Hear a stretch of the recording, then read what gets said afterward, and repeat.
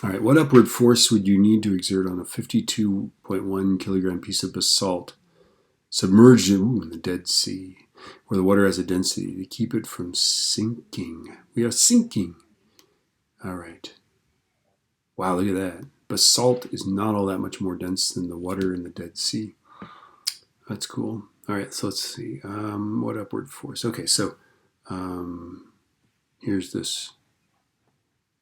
Here's the Dead Sea surface. Here's this piece of basalt. Okay. And there's a buoyant force that's up, but there's a much bigger downward force of the weight, right? So I think to do this, we got to figure out the volume of the basalt, which is just going to be the mass divided by its density, right? Over 2920.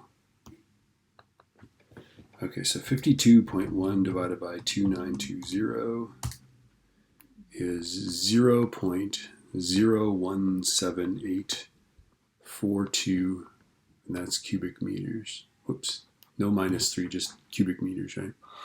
Okay. All right, and now let's figure out the weight. The weight is mg. We know the mass is 52.1, right?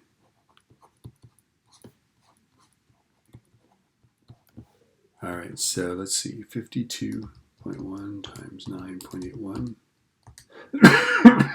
is 511.101 newtons. So that's our force down, 511.101.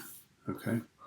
Let's figure out the buoyant force, right? That's going to be the density of the fluid, volume of the fluid times g, right? So that is 1240. That's the density of the water in the Black Sea.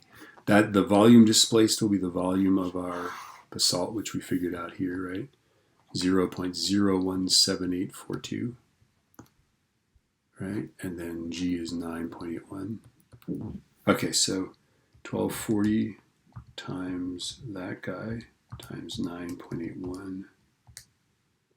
This is 217, not enough to make it float, right? 217.042 roughly newtons, right? So this force is 217.04.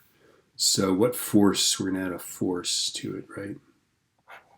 So we go negative 511.101 plus 217.0423, whatever, right? Plus force equals 0. All right. So 5, that guy, minus this guy.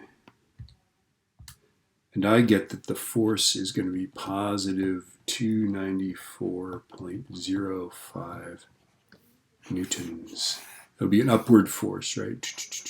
Of course, you know you have to exert an upward force on this because it's more dense than the water, right? Yeah. Not much more, but it's more, right? All right. Good enough.